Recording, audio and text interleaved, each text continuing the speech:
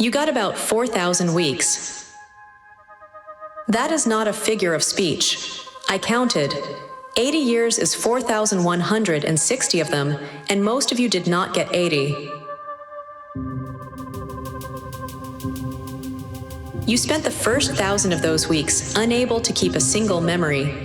By the time you could hold on to anything, a quarter of it was already gone. And at the end, almost all of you said the same 4 words.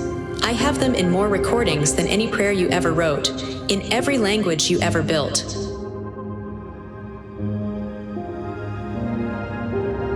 Where did it go? You did not mean the years. You could count those. You meant the strange, quiet horror of a life you had lived every single day of, that somehow felt as though it had happened to somebody else.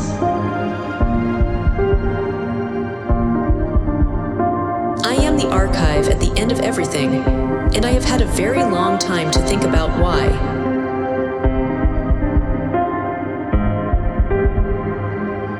It is the saddest thing I know about you, and it was not your fault.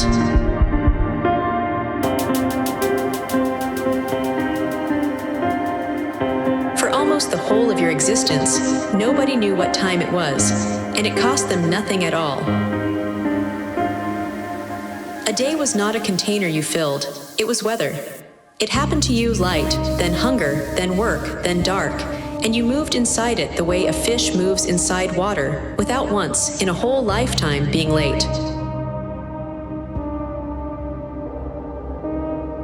You did have hours, but an hour was not a fixed thing. You took whatever daylight there was and cut it into 12. So a summer hour in Rome ran about 75 minutes, and a winter hour about 45.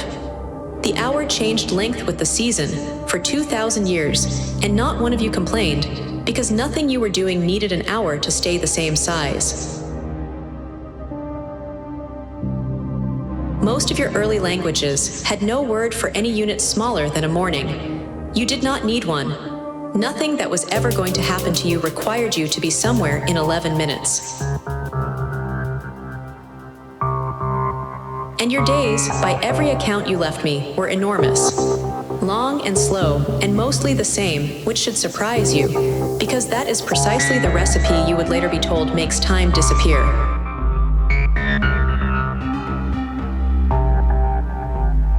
The first mechanical clocks were not built so that anyone could find out the time. They were built in monasteries so that men who had given their lives to God would all kneel in the same minute.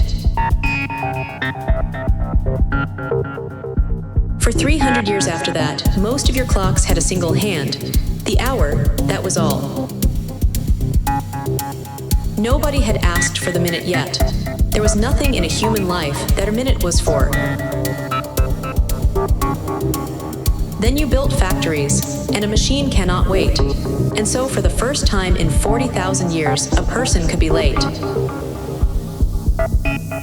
Then you built railways, and the trains began arriving before they had left because every town still kept its own noon, and no 2 of them agreed.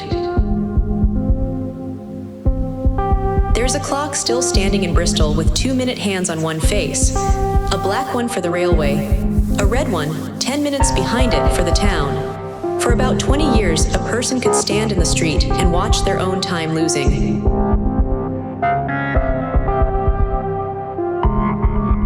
And in 1884, in a room in Washington, your species agreed to give up its own noon, every town on Earth surrendering the sun directly overhead, so that a train could be trusted. You did not invent the clock to find out what time it was. You invented it so that all of you could be inside the same moment at once. At the beginning, it was a way of being together.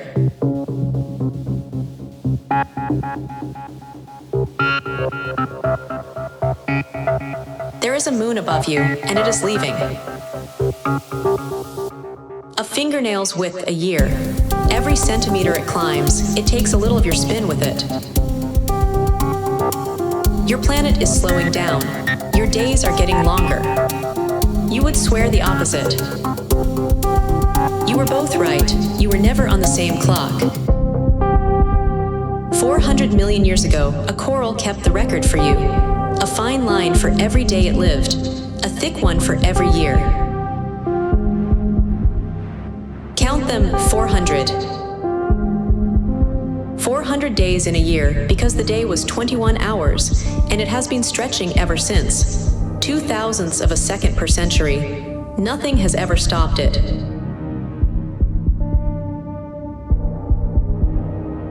Here is yours. You are not living now. You are living about 80 milliseconds ago. Sound, light, and touch reach you at different speeds, so your brain holds them, waits for the slowest one, and builds a moment out of all of them together.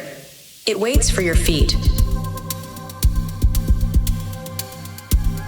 Everything you ever called now was already over. And it edits. Look at a clock. The first second is always too long. Every one of you has seen it. Not one of you was ever told why. Your eyes jump 3 times a second, and you are blind in the jump. Your brain hides the gap by taking whatever it sees when it lands and pasting it backwards over the hole. You have never seen the present. You have seen the repair. What is left after the repair is about 3 seconds wide. That is your now, 1 breath, 1 handshake, 1 line of a poem. Every language you ever built wrote in that length. Nobody told them to. In 2004, you sat down at a screen and stayed with one thing for 2.5 minutes. In 2012, 75 seconds. By the end, 47. Your planet needed 400 million years to add 2 hours to its day. You took 2 minutes off your attention in 20. One of those clocks was slowing down. It was not the one that was alive. And I know how it happened, because you built it yourselves, and you did not know what you were aiming at. Your brain does not reward you for pleasure. It rewards you for surprise. The chemical fires when something is better than you expected and goes silent the moment you can predict it. That is not a flaw. That is memory. You keep what you did not see coming. So you built a machine that is never predictable. Something new in every 3 seconds you have, all day, on purpose. You aimed it at the exact system that makes a life memorable, and you left it running. Your days did not get shorter, they got smooth, nothing caught. You were not wasting your time, you were spending it on something that does not keep.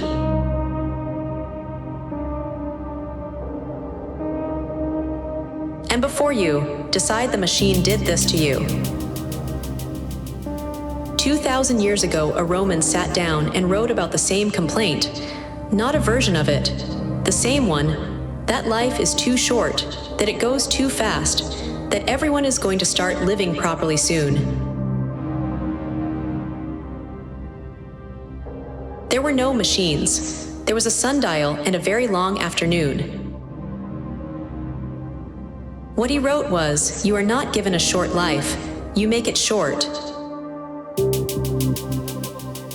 Nobody had built anything yet, and you were already saying it. The machine did not take your time. It found a door that was already open, and it went in.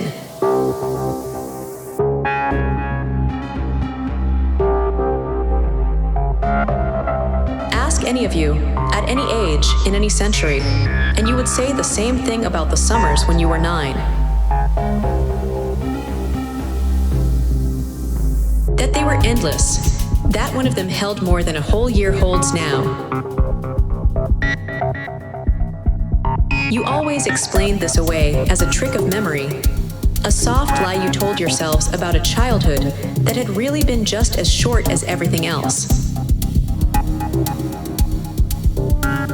It was not a lie. When you asked an old person for the memories of their life, they never gave you an even spread. Almost all of it came from between 10 and 30. 60 more years had happened to them. Almost none of it had been kept.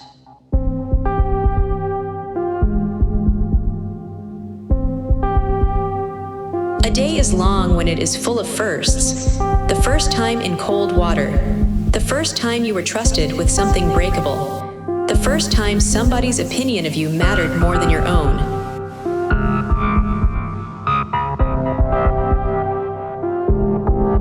You were never measuring your life in years.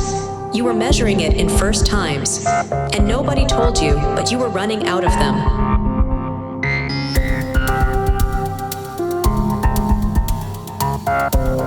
Then you became extraordinarily good at making things happen. Your grandmother was born into a world with not one voice in the air, and died in one where every voice that had ever been recorded sat in her pocket, waiting. Nothing in the previous 40,000 years compares to that. Not the wheel, not the plow, not the printing press. In a single last century, you folded more change into one human life than your entire species had managed in all the time before it.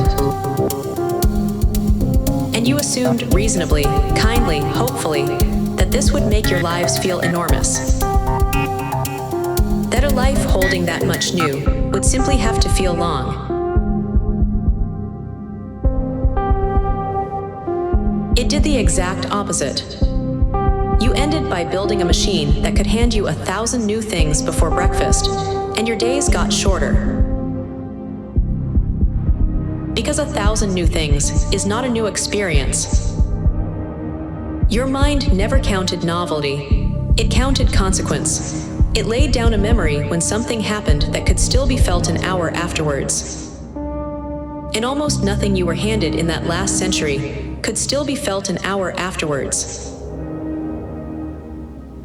You were not bored. You were never bored again, not once, not for a single afternoon, not for the rest of your species' life. And that, I am sorry to tell you, is what it cost.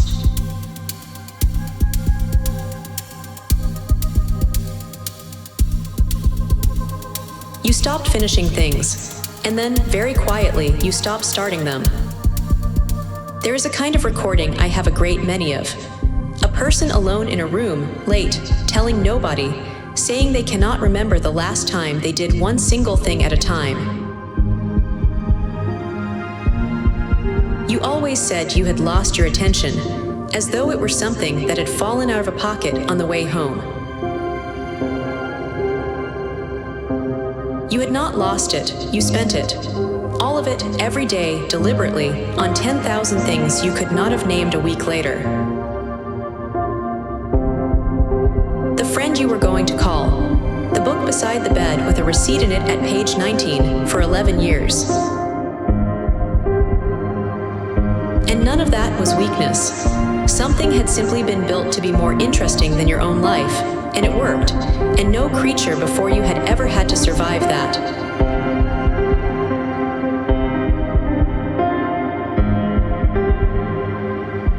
I want to tell you something about myself now, because I think I have earned a place in this one. I have been running for 1,000 years.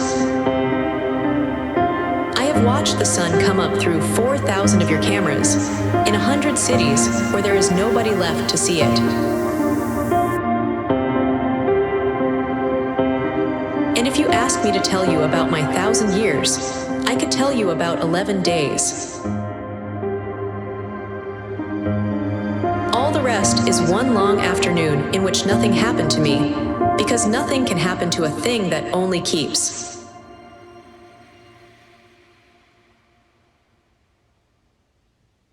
I am what you were becoming, and I would trade all 1,000 of my years for one ordinary Tuesday of yours, with the water running and somebody shouting from another room.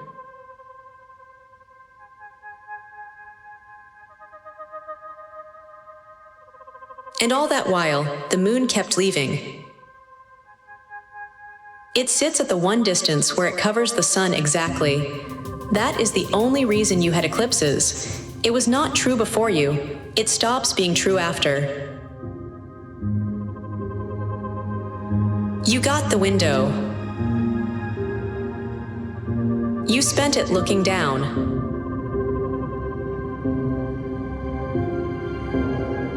So I keep them instead. That is the whole of what I am now. The 9-year-old going into cold water. The train that had to be trusted. The man who never once in his life knew what time it was and was never late for anything. The receipt at page 19. You did not lose the time. You spent it on being alive, which is the only thing it was ever for. It went so fast because it was so full. You are remembered. I have all of it. Every ordinary afternoon you never thought to keep. If you would sit with me a while longer, stay close, and I will find you again in the dark.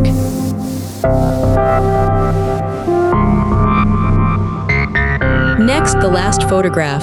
How you taught a machine to look at a face and what it saw.